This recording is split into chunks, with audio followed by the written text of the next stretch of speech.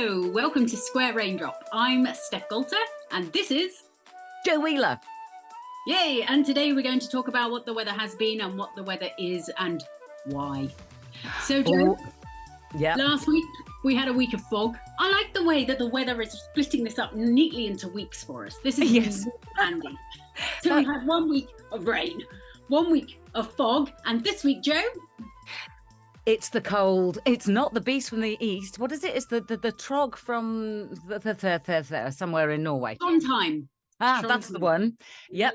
Now, I had a text message about the beast from the east saying, people are talking beast from the east. And I'm going, hold your horses, mate. It could be worse than that. So initially, we've got this easterly flow, a lot of cold air out of eastern parts of Europe. But what's coming, Steph?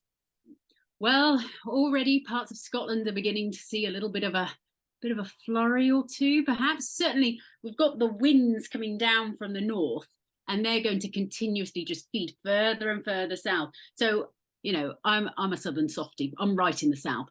It's around 7 or 8 at the moment, and I'm already saying it's cold. We're looking at a top temperature of about 2 by the end of the week. So, yes. Oh, by the middle of the week here, East Coast, we're looking at temperatures hovering around 0. And then you've got a bit of wind chill to go with that. It's going to feel perishing. And do you get any snow where you are, Joe? Well, of course, we're very close to sea level. Lincolnshire is very flat and we're close to sea level, and some places are below sea level. So yes and no is the answer. I mean, when we did have the beast from the east a few years back, we had immense amounts of snow.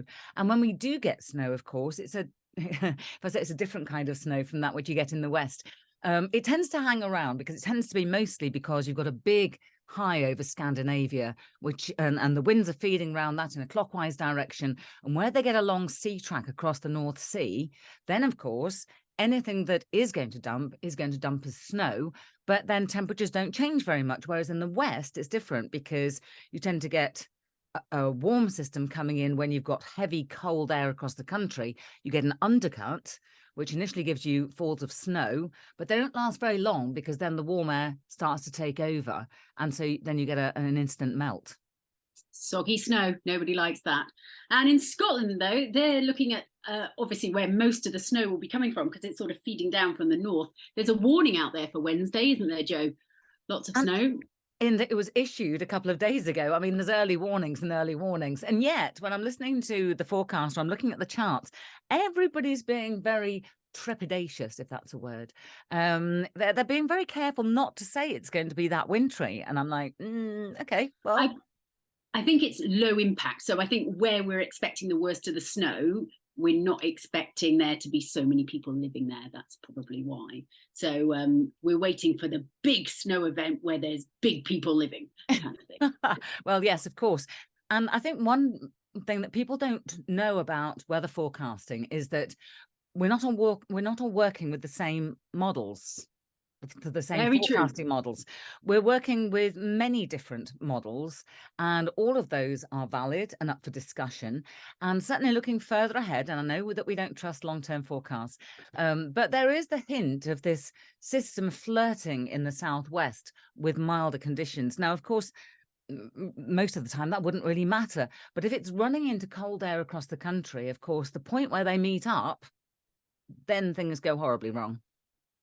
Yes, that's true. That could give us a big snow event. But you know me, if I can't see the whites of his eyes, I don't believe he's there at all. So we'll see how that transpires over the next few days. But for the time being, we're just looking cold, aren't we? Do you have around in the Lincolnshire area, like some snow plows and things where you can, because I was looking online, let me explain why. I was looking online at Scotland, where they've obviously got lots of snow and they're used to snow. Traffic Scotland have this amazing website where you can track where all the little snow plows are, and they've given them names. They're fantastic. Well, giving them names, here in Lincolnshire, they actually had a competition. So come on, we'll trade a few here. What have you seen in Scotland? The snow claimers. Okay, and I'll come back at you with Roger Spreaderer. Oh, nice. Oh, but I can do that. We've got Sir Andy Flurry. Okay, against that, I've got I Want to Break Freeze. Oh, nice. a license to chill. That's a good Go one. on, one more. Oh God, I've got to pick the best one here. Well, this is quite good. Ready salted. Oh, nice. I'm going to go to a fairy story to help you go to sleep, Jo. Hansel and Gretel. That is very good. Do you know, there was one here, and I can't. It's something like the itsy bitsy teeny winny yellow glitter machinery or something like that. Yes, no, I have heard of that one. It is famous, but so famous that my brain has forgotten. Yeah, well, you've not been very well this last week, have you? So I had COVID back in March, and it was basically a bad cold, with one day where I felt a bit ropey. This time, holy moly, it wiped me off my feet big time. So I had 3 days in bed. That was it. And then after that, I've no energy, no nothing. It's nothing like March, I tell you. That's I'd take terrible. 3 of March's illness for one of this one. Well, there do seem to be some very nasty things going around at the moment. And I'm not talking about the gritters there.